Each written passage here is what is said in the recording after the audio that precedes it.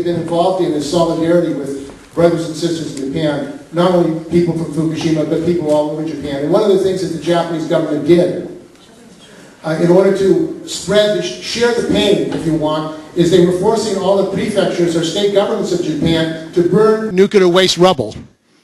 And they said, this is how we're going to share the responsibility for Fukushima, by burning the nuclear waste rubble in every prefecture in Japan. And in Osaka, a professor, a committee, and others began to organize to leaflet and let the people know that this was horrendous. They should not be burning nuclear waste in Japan. And as a result of that activity, Professor Shimoji, who's a professor in Japan and also is president of his union local, actually, took up a fight, organized, got literature out, and for that he was arrested and put in jail for 21 days. Not only himself, but other people. So we're here to bring him here to the United States to let him explain to the American people what he is trying to tell the Japanese people and why this repression of him and others has to end. So welcome, Professor Shimoji. I think we should give him a standing ovation, really. So let's get up and thank you very much.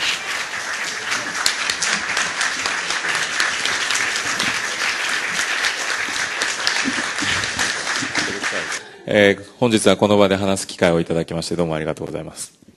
So I would like to point out two sides of the ongoing catastrophe of Fukushima. And to be honest, I myself am very scared because the accident is not under control, despite the fact that our government says it is under control. I'm scared of the chain reaction because it is not only ongoing at the Fukushima Daiichi, but there is also Fukushima Daini, and there is a Tokai reactor in Ibaraki, the oldest one, and Onagawa in Miyagi. And there's such a risk and possibility of chain reactions because 54 nuclear power plants are built in a really small place, that is Japan. So my first point is that despite the fact that the chain reaction, the risk for a chain reaction has been reduced compared to the 2 years ago, but it is still there. And the second point is that we have been releasing contaminated water, and as a citizen and citizen of Japan, as a Japanese person, I feel so bad about this, and I apologize to all of you. So I would say the first of my concern is the contamination, ongoing contamination and further risk. But the second thing is that Japanese government doesn't have neither intention or the skill to solve the problem. And the evidence is that we decided to invite Olympics in 2020. It's a nightmare. So I would like to talk about the sabotage of the Japanese government, and you see that the radioactive materials are like all spread. And as I also have been a part of the movement against the incineration of radioactive rubbles. And I thank for the people who are from California. I saw you protesting against the burnt incineration of radioactive materials here too. So there are two parts. I would say that we are trained to get used to be exposed to low-level radiation to the higher through this incineration of highly radioactive rubbles. And when we get used to it, these ashes, highly radioactive ashes, will be used as a part of like cement. So it's going to be used for buildings, and it's called eco-cement, which is such a nightmare, and it involves like every corporations in Japan and also multinational companies, and all these. And the other thing is that, as other speaker has been talking about, that food contamination is really high, and highly radiated food are eaten and cooked in school meals, so children are exposed to the radiation internally. And there are also the movements. The Japanese government has been, also the TEPCO and also the corporation has been spreading radioactive materials and to the low-level radiation, so we're getting used to the low-level radiation. That's what my government is doing directly, but indirectly when we look at the multinational or international level, the multinational pro-nukes lobbies are getting in. For example, IAEA has been in Japan, made an office and headquarters, and also they're taking over the health, health research. So they gather all the information and they keep telling lies and they won't release the information to us.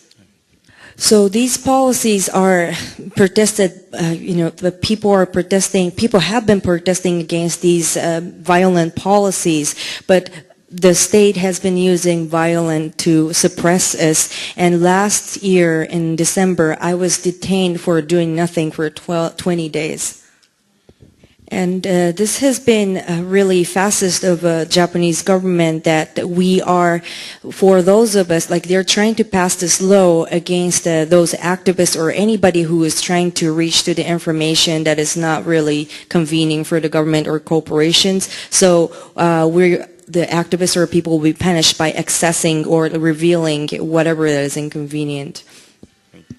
So what I would like to share is not only about the nuclear accident, but historically and also politically, this is such a dangerous situation for Japan and other countries because Japan doesn't seem to have any self-control. And it reminds us about the situation just before the World War II. I would like to finish here, but like if you have any questions, I would love to take your questions and please talk to me. 3 brief questions, just particular for him, if you have any. Mary Beth? It is probably you're talking about those people who live in Fukushima who put their soil, like radioactive soil, on their own because there's no government or municipal care of that. So they put the radioactive materials or the soil into bags and they put on the corner of their garden. So the next door neighbor will be very mad about it. So the Fukushima, people are accountable for the so-called cleanup, but it's not cleanup. It's just making the radioactive morass situation rather than, the real cleanup. Does that answer your question? Can you talk about the former Prime Minister Abe's mentor, Koizumi, and coming out to be anti-nuclear, please?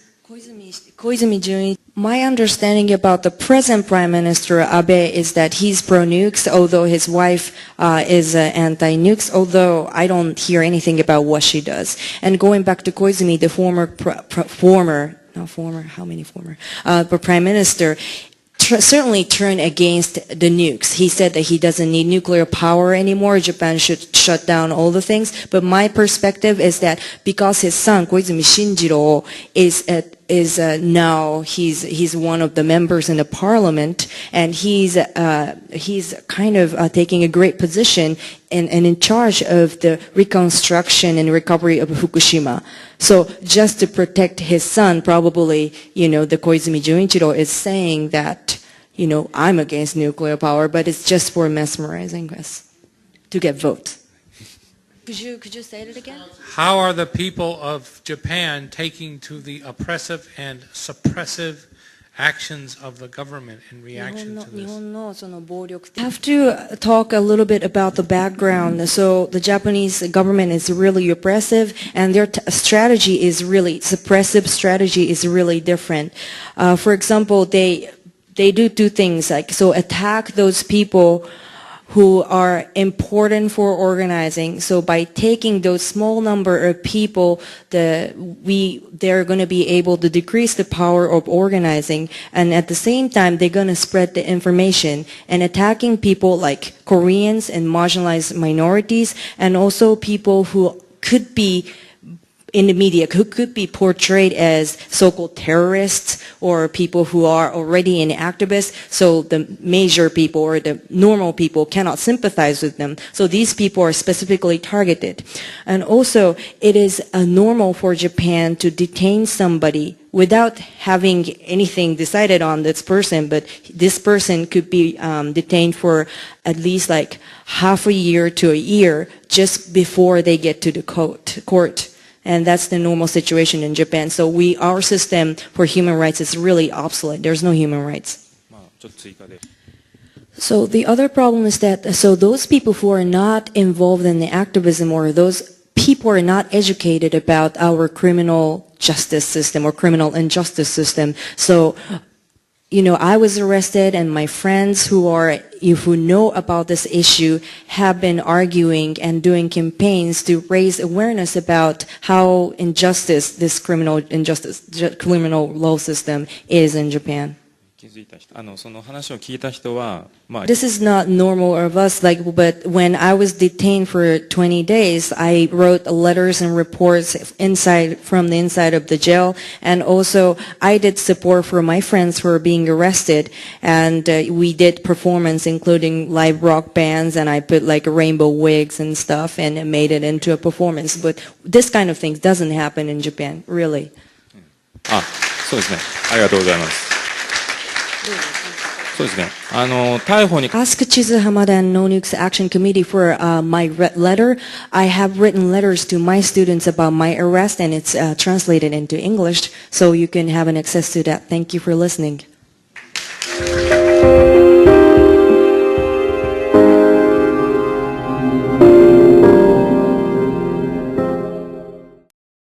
We need to get subscribed and get this unity stronger and beat YouTube at their own game. Okay, that's what this is about. Like I say, go to the remix button, hit the remix button. That way you'll have this video and keep up with this. Otherwise, YouTube's just going to control us, guys, and it's really bad.